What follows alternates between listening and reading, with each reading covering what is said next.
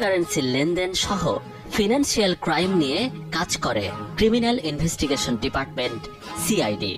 সংস্থাটির দাবি, বাংলাদেশ থেকে প্রায় 11,000 কোটি টাকা নিয়ে গেছে কানাডা দুবাই ভিত্তিক প্রতিষ্ঠান এমটিএফই।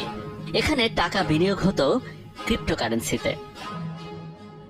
আর বাংলাদেশের মানুষ মোবাইল ব্যাংকিং কিংবা ক্রেডিট কার্ড দিয়ে এই ক্রিপ্টোকারেন্সি কিনত ভার্চুয়াল মুদ্রা বিনিময়কারী প্রতিষ্ঠান বাইন্যান্সের কাছ থেকে। তারপর বাইন্যান্সের অ্যাকাউন্ট থেকে সেই মুদ্রা চলে যেত এমটিএফির অ্যাকাউন্টে। এই এমটিএফই পুরো টাকা মেরে দিলে পথে বসে যান এদেশের 5.5 লাখ ভুক্তভোগী। এ বিষয়ে টিম 360 ডিগ্রি বাইন্যান্স কর্তৃপক্ষকে একটি মেইল পাঠায়। ফিরতি মেইলে বাইন্যান্স কর্তৃপক্ষ জানায়, বিষয়টি নিয়ে তারাও উদ্বিগ্ন। টিম 360 ডিগ্রিকে ধন্যবাদ জানিয়ে আরো বলেন, বাংলাদেশ থেকে কত টাকা পাচার হয়েছে এবং কারা করেছে পুরো বিষয়টি তারা তদন্ত করবেন। 1 মাস পর তদন্তের বিষয়টি জানতে চেয়ে আমরা আবারও ইমেইল পাঠাই, কিন্তু সেই মেইলের জবাব এখনো পাওয়া যায়নি। তবে সিআইডির তদন্তে বেরিয়ে এসেছে এমটিএফই এর মূল প্ল্যাটফর্মের চুক্তি বাইন্যান্সের সাথে ছিল না। এদেশের মানুষ না বুঝে বিনিয়োগ করেছিল এমটিএফির নকল প্ল্যাটফর্মে। এমটিভি যে কাজটা করেছিল, ওরা নিজেদের মতো করে একটা নেটওয়ার্ক তৈরি করে সেখানে আপনাকে ক্রিপ্টোকারেন্সির মাধ্যমে বিনিয়োগের কথা বলেছে, বাট ওটা কিন্তু ক্রিপ্টোকারেন্সির রিয়েল বিনিয়োগ না। OKX প্ল্যাটফর্মে ছিল কিন্তু ওদের মূল প্রোফাইলটা, যেটা এমটিএফের মূল। কিন্তু যারা বিনিয়োগকারী তারা কিন্তু কেউ OKX প্ল্যাটফর্মের থ্রু থেকে টাকা দেয়নি। এমটিএফ জনগণের কাছ থেকে টাকা ওদের পকেটে নিয়ে সেই টাকা OKX প্ল্যাটফর্মে ডিপোজিট করে তারা বাইরে নিয়ে যাচ্ছে। অবশ্য বিদেশে চলে যাওয়া বেশ কিছু টাকার সন্ধান পেয়েছে তদন্তকারীরা। OKX প্ল্যাটফর্মে চিঠি লিখেছি, চিঠি প্রায় $3.7 মিলিয়ন আমরা ফ্রিজ করতে পেরেছি।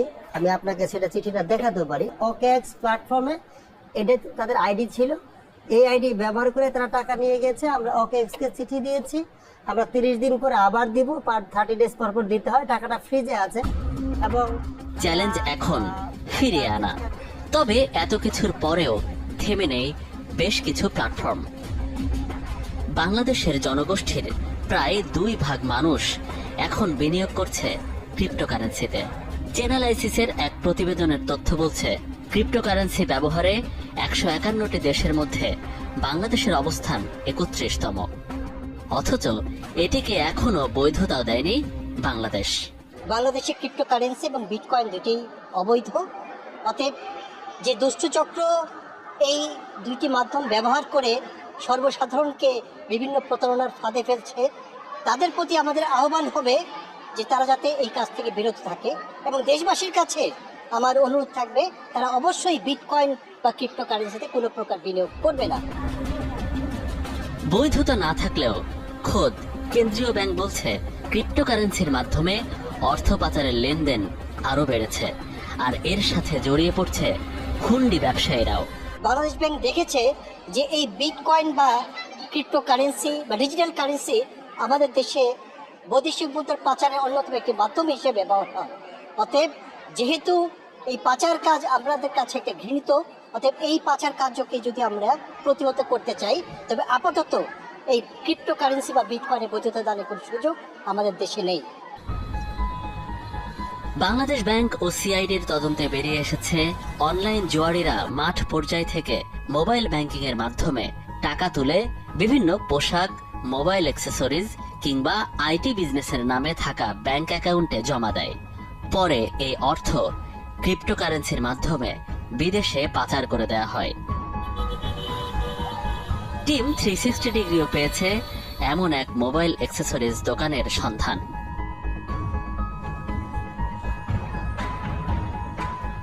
রাজধানীর গুলিস্তান এলাকার সুন্দরবন স্কয়ারের এই দোকানের মালিক মাইনুদ্দিন রাজু, বাড়ি লক্ষ্মীপুরের রামগঞ্জে।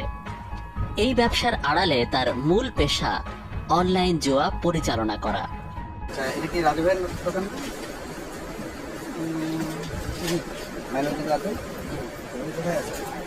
এই তো বাইরে আছে। বাইরে কোথায়? চায়না আছে।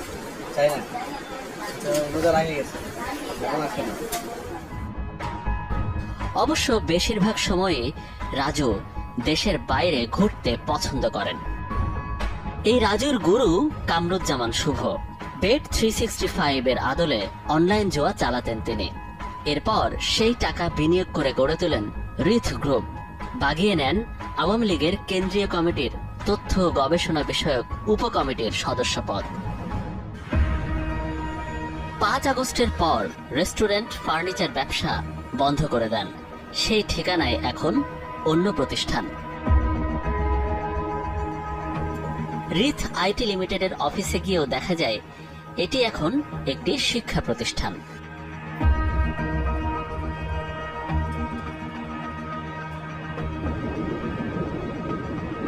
এই রাজু ও শুভর খোঁজে লক্ষ্মীপুরের রামগঞ্জে টিম 360 ডিগ্রি। এটি রাজুর বাড়ি হলেও তিনি এখন চীনে। আর শুভকে পাওয়া না গেলেও কথা হয় তার বাবা বাচ্চু সাহেবের সাথে। আপনার ছেলে শুভ আছে? না না, কোথায় থাকে? বাইরে আছে। ঢাকায়, উত্তরায়। বাড়িতে নাই?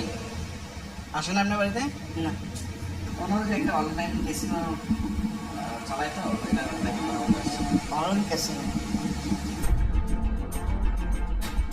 এমন শত শত অভিযোগ আসে সিআইডিতে।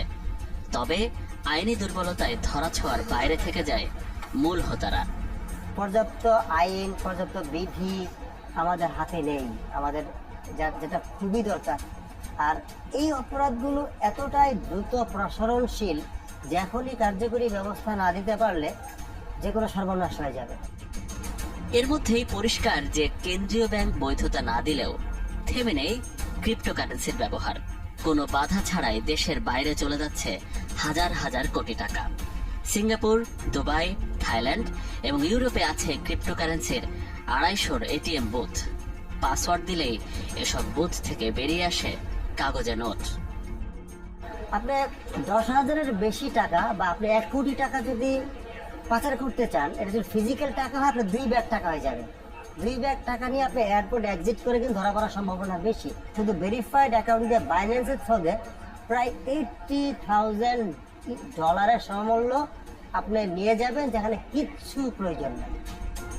ক্রিপ্টোকারেন্সি নিয়ে গবেষণা আছে এমন একজন বিশেষজ্ঞের সামনে টিম 360 ডিগ্রি। গোপন না রেখে আইনি কাঠামোতে কিভাবে ক্রিপ্টোকারেন্সি ব্যবহার করা যায় সেই পরামর্শ দিলেন এই বিশেষজ্ঞ। ক্রিপ্টোকারেন্সি বলি বা ডিজিটাল কারেন্সি বলি, এটা হচ্ছে আজকের যুগের বাস্তবতা। এটাকে অস্বীকার করার কোনো সুযোগ নেই। এটা অনেক দেশে এটা বৈধ করেছে, অনেক দেশে এখানে করেনি, অনেক দেশ চিন্তা করছে কিভাবে এটা বৈধতা দেবে।